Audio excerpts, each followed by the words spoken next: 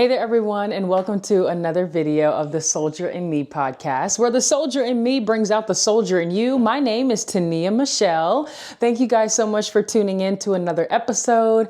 I've been a little MIA. We're going to get into the recap right after this intro. All right, welcome back, everybody. If you are new here, my dog is making a lot of noise, but today's video is going to be super interesting. Before we get into the topic of today's video, I want to do a really quick recap. So my family and I went to Tampa, Florida about a week and a half ago. We spent our weekend in Florida with family, went to Busch Gardens. It was so much fun, but we got rained on. We rode 2 roller coasters and it was time for me and my husband to fly back to Atlanta, and then we drove back to Birmingham.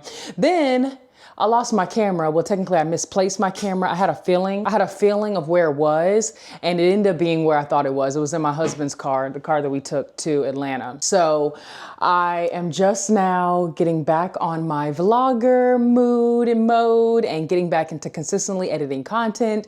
And of course, being here on the podcast for you all. In today's episode, I really want to talk about marriage and what it's like being married in my early 20s, because it's not a super common thing. It seems like it's getting very common, but also there's a lot of people that struggle with finding love and like really finding a healthy relationship, and really just even knowing what a healthy relationship looks like, because social media shows us so many different things. It paints this certain picture of what a relationship is like, but I'm here to tell you the real and get into the nitty gritty of what it's like to be married in my early 20s.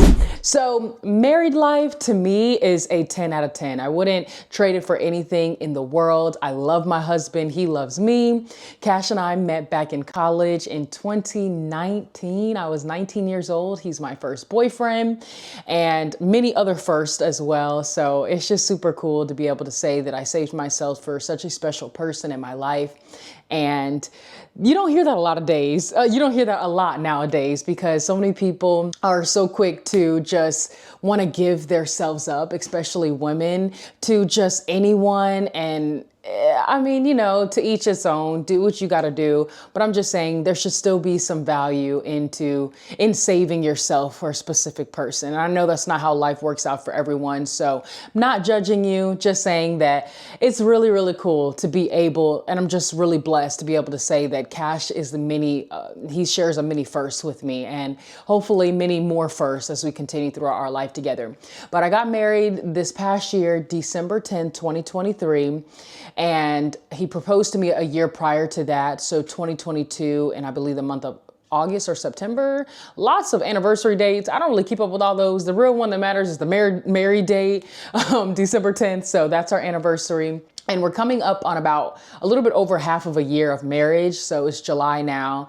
And I love it. It's been so good. Now, there's some things that I just want to tell you guys before we get into what married life is for me. Cash and I have been together for almost 5 years, and we lived with each other for a year because I got a job here, and he proposed to me before we lived with each other.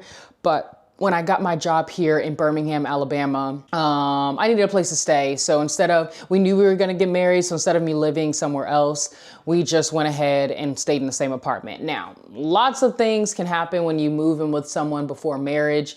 Now, we were very careful. We didn't get pregnant or anything, and we ended up getting married a year later, which really worked out. And we planned our wedding a lot quicker than we really wanted to, but we just felt God calling on us and calling on our hearts to have a pure relationship and to really represent a Christ-filled relationship. So that was our main goal, and we got married because we, of course, loved each other and we knew we wanted to be with each other. So that's how we got to where we are today. Fast forward, we're in a home. We have a 3-bedroom house, 2 bathrooms, and it's just amazing. A fenced-in backyard. We love our dog, and we wanted to give her more space, so we ended up getting this house, and here she is right here. This is Mocha's. Say hello, Mocha.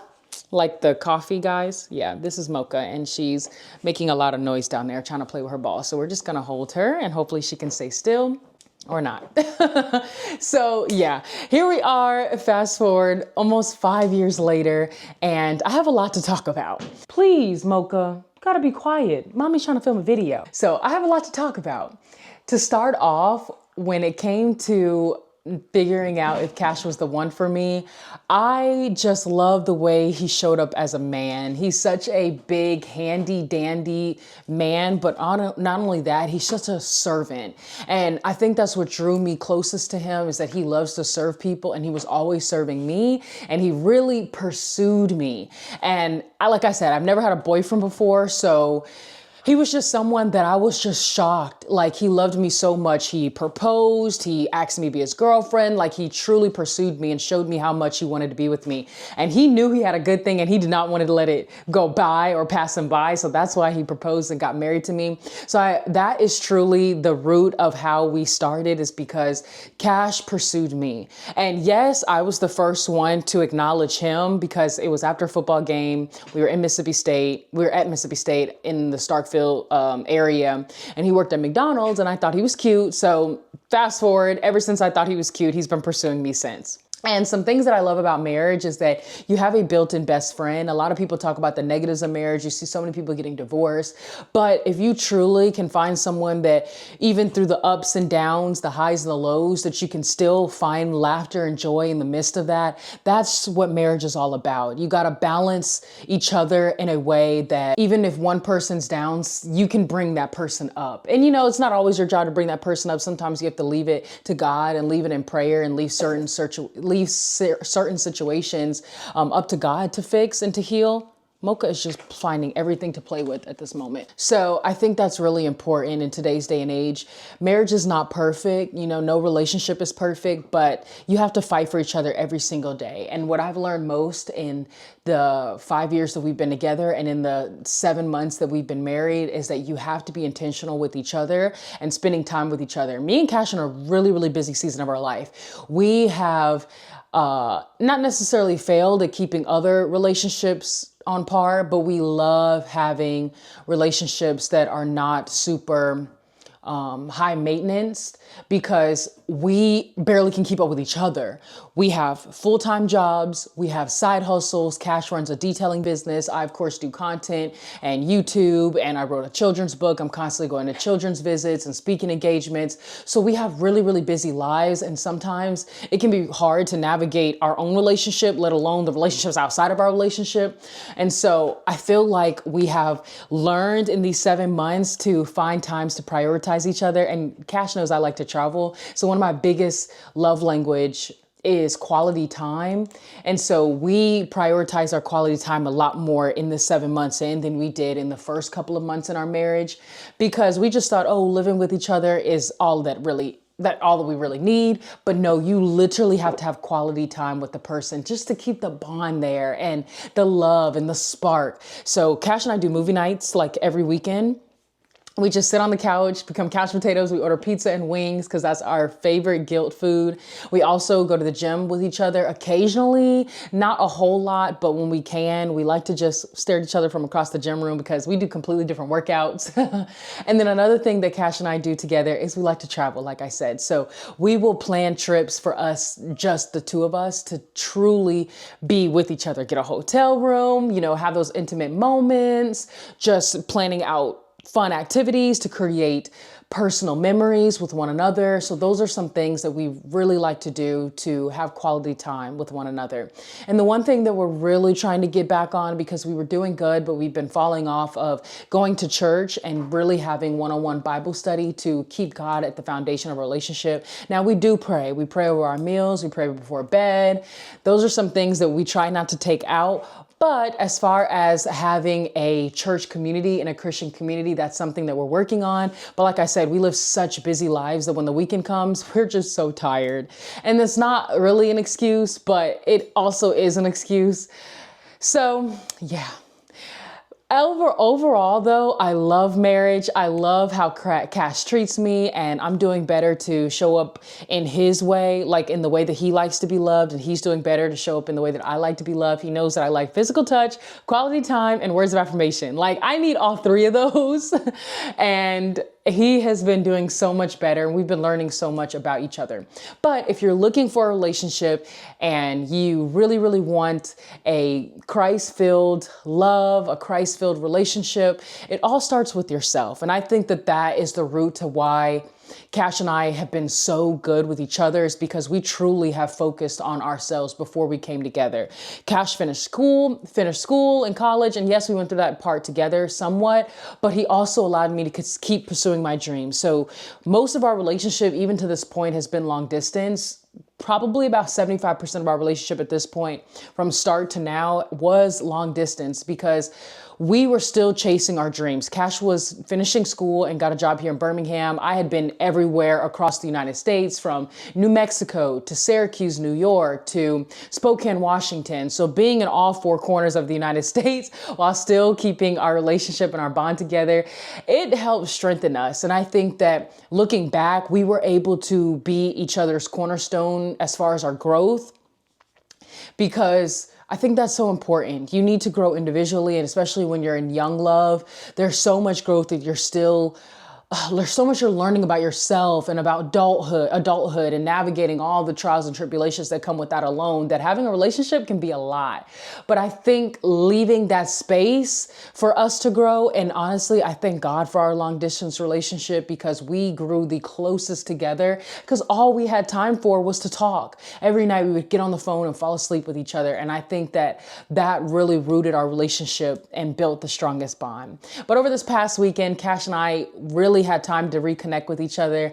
And I'm so grateful for that. And that's why I wanted to talk on the podcast, because it's so important for you to nurture the relationships that truly matter to you, and nurture them well. You have to be intentional about the relationships that matter. And in this season of our life, me and Cash are our biggest priority, along with our careers and our goals, because we eventually, of course, want to start a family and we want to be ready for it.